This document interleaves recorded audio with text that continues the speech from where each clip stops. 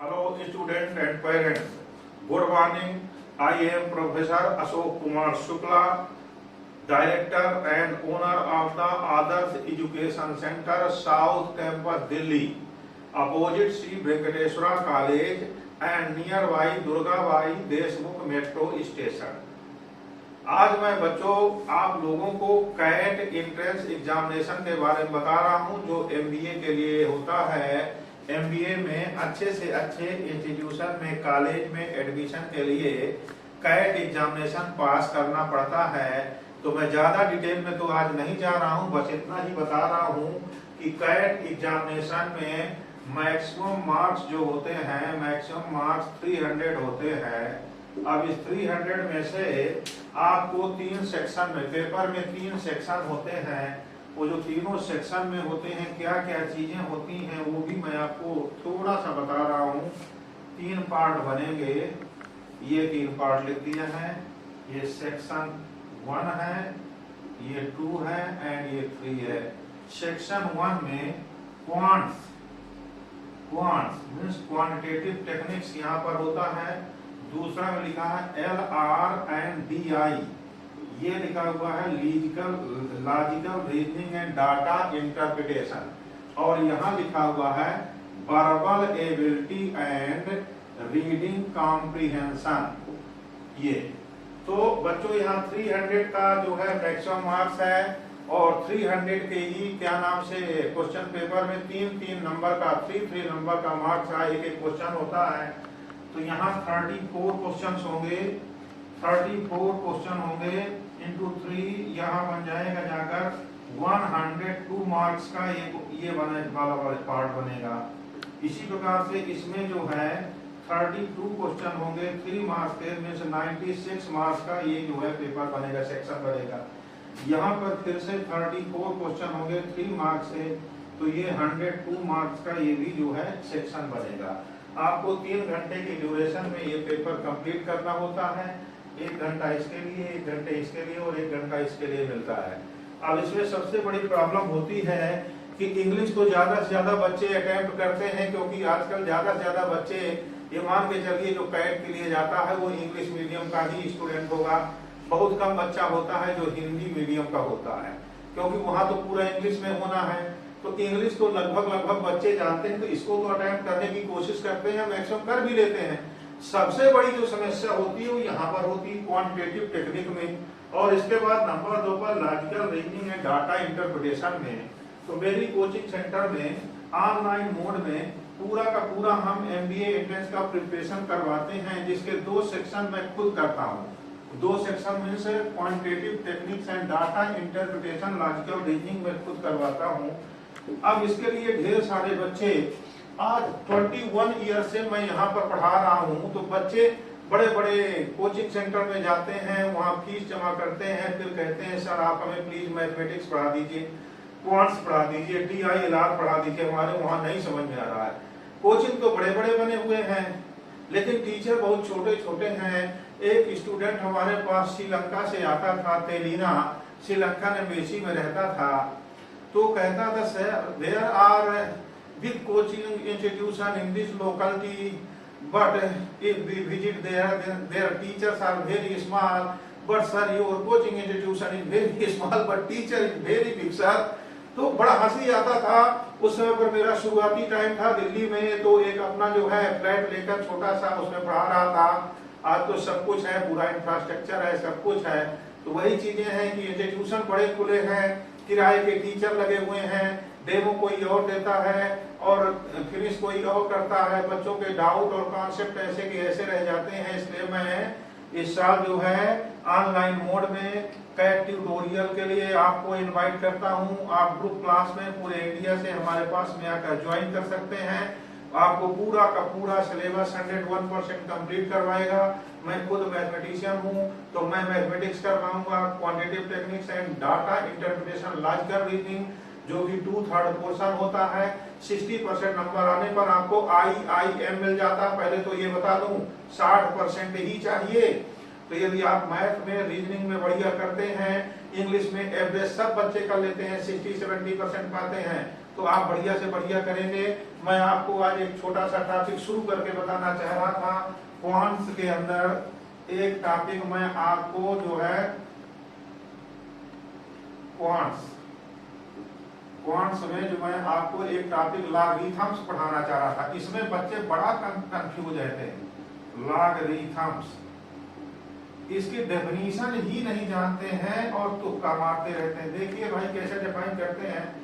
If x power m equal to n हो, this implies that log LOG बनाए दो, ध्यान रखना, log n base x equal to m होता है।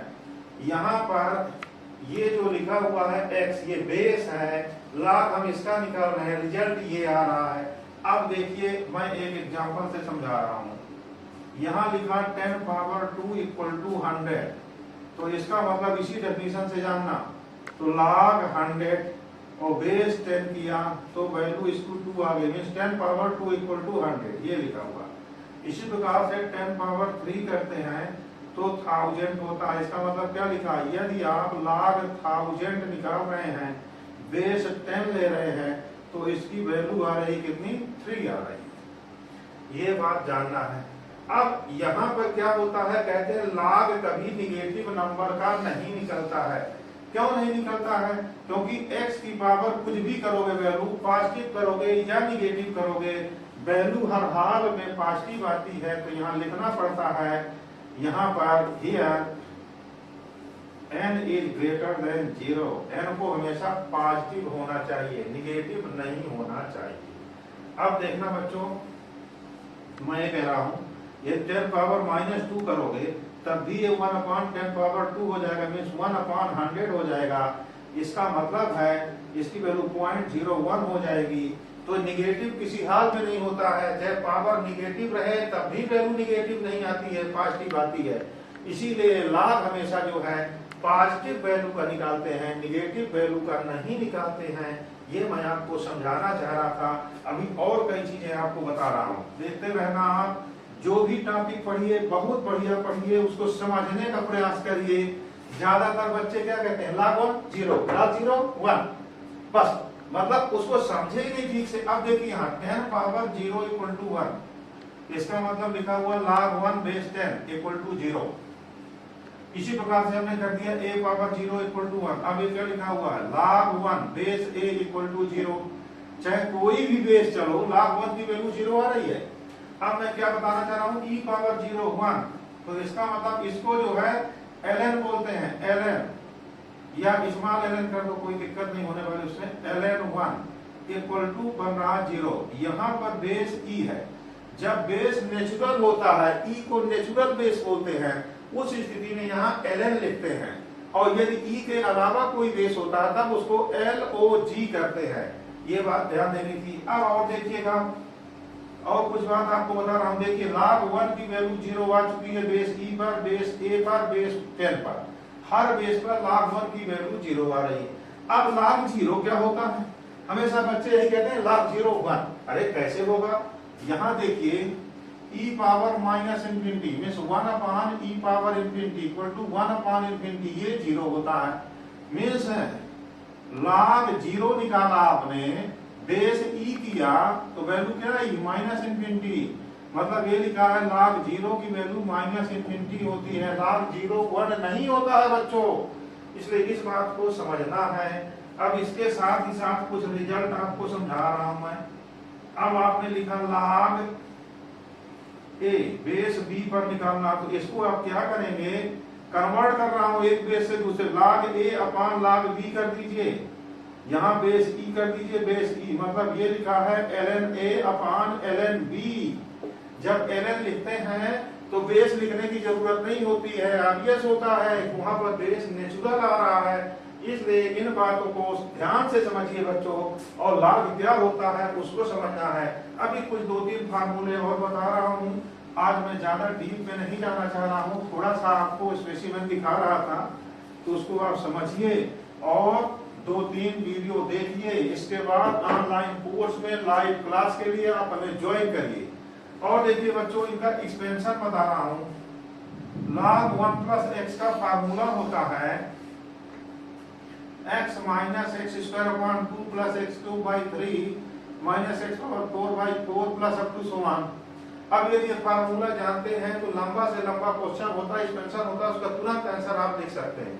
जैसे अब आपको समझा रहा हूं, यहाँ x की जो वैल्यू होती है उसमें x को भी देखना पड़ता है, x की वैल्यू कितनी है ये भी ध्यान रखना पड़ता है। तो जैसे आपको log 2 लिखना है, log 1 plus 1 equal to log 2। अब log 2 को आपने कर दिया तो 1 minus 1 upon 2 plus 1 upon 3 minus 1 upon 4 plus up to 1। ये वैल्यू log 2 लिखी हुई है। यहाँ x की वैल्यू जो होती है -1 से बड़ी होना चाहिए और यहाँ 1 तक चली जाए, कोई प्रॉब्लम नहीं है, क्योंकि -1 इक्वल होने पाएगा तो log 0 आएगा। log 0 की वैल्यू अभी हमने आपको बताया -इंफिनिटी होती है, जो कि एग्जिस्ट नहीं करता, ना ही इंफिनिटी एग्जिस्ट करता, ना ही -इंफिनिटी। इसलिए x की वैल्यू -1 नहीं हो सकती है, 1 के इक्वल तक हो सकती है, 1 से स्मॉलर रह सकती है। इसी प्रकार से यदि हम log 1 माइनस एक्स, मतलब log से मतलब हमारा यहाँ पर क्या लिखा ln, यहाँ ln कर दीजिए, ln नेचुरल बेस लगा हुआ ln। तो यहाँ पर जब आएंगे तो क्या बन जाएगा, ये फार्मूला इसका है x को रिप्लेस करना है -x से, तो ये -x हो गया। कुछ अच्छे होशियार स्टूडेंट कहते हैं ये तो माइनस ही रहेगा। क्यों माइनस रहेगा, कहते हैं ये प्लस हो जाएगा। सर कैसे प्लस होगा, प्लस नहीं होगा, माइनस ही रहेगा, क्योंकि -x का स्क्वायर हुआ तो +x स्क्वायर हो गया और माइनस से पहले से लगा, तो इसमें सारी वैल्यू निगेटिव हो जाती है। ये इस प्रकार से log को यहाँ से निकाल दिया है। फिर अब देख लीजिए इसको, यदि हम log 1 माइनस -1 कर दें तो ये log 2 फिर से बन गया है। अब log 2 की वैल्यू देखिए क्या बन रहा है, ऊपर से देखा था आपने तो वो बन गया था। अब log 2 की वैल्यू देखने जा रहे हैं तो हमने क्या कहा, x को -1 करिए, -1 करिए, माइनस लगा हुआ 1 -1/2 plus 1/3 -1/4 plus up to so on. ये फिर से बन गया है। हमने x को -1 किया तो माइनस माइनस मिलकर प्लस हो गया है। यहाँ माइनस का क्यू होकर निगेटिव था, निगेटिव निगेटिव मिलकर पॉजिटिव हो गया है। तो दोनों फार्मूलों से हमने log की वैल्यू निकाला और log हमने बता दिया। इसी प्रकार से log में और कई चीजें हैं, ये तो थोड़ा बड़ी बातें हमने आपको समझाया था। वैसे तो 9th 10th क्लास में ही आपको लॉगरिथम फंक्शन के बारे में कुछ प्रॉपर्टीज बताई दी जाती है, जिनको मैं खुद यहाँ पर लिख देता हूँ कि log m into n base a equal to log m base a plus log n base a हो जाता है। इसी प्रकार से log m upon n base a equal to log m base a minus log n base a हो जाता है। इसी प्रकार से m इंटू n बता दिया, m बाई n बता दिया, और log इसी प्रकार से m पावर n लिखा हो तो n log m बन जाता है। बेस यहाँ a लिखा है तो बेस a ही रहेगा। इस प्रकार से लॉगरिथमिक फंक्शन की कुछ डेफिनेशंस के साथ में प्रॉपर्टीज हमने आपको समझाया है, जिनको आप समझने का प्रयास करेंगे और अच्छे से जब समझ के चलेंगे तो आपको कोई प्रॉब्लम नहीं होगी। हमारा मोटिव ये है कि आपका कॉन्सेप्ट बढ़िया समझ में आ जाए आपको, तो कॉन्सेप्ट को समझाने का हम प्रयास करेंगे। 1 बाई 1 करके एक एक टॉपिक हम आपको पढ़ाएंगे, समझाएंगे। आप हमारे 1-2 अभी यूट्यूब में चैनल में जो है हमारे वीडियो देखें, इसके बाद में आप हमसे लाइव क्लास के लिए ज्वाइन कर सकते हैं। ऑल ओवर इंडिया से सारे बच्चों को मैं अपने एजुकेशन सेंटर पर इनवाइट करता हूँ, स्वागत करता हूँ कि आप आइए, जुड़िए, पढ़िए, पढ़ करके देखिए। और हमारे mobile number, email ID, WhatsApp number सारे के सारे डिस्क्रिप्शन में भी दिए हुए हैं, डिस्प्ले हो रहे हैं। आप हमें मैसेज कर सकते हैं, ईमेल आईडी पर मैसेज सेंड कर सकते हैं, हम आपको तुरंत इधर से रिस्पांस करेंगे और आपको जो है अपने एजुकेशन सेंटर में एडमिशन देंगे। धन्यवाद, थैंक यू, नमस्ते।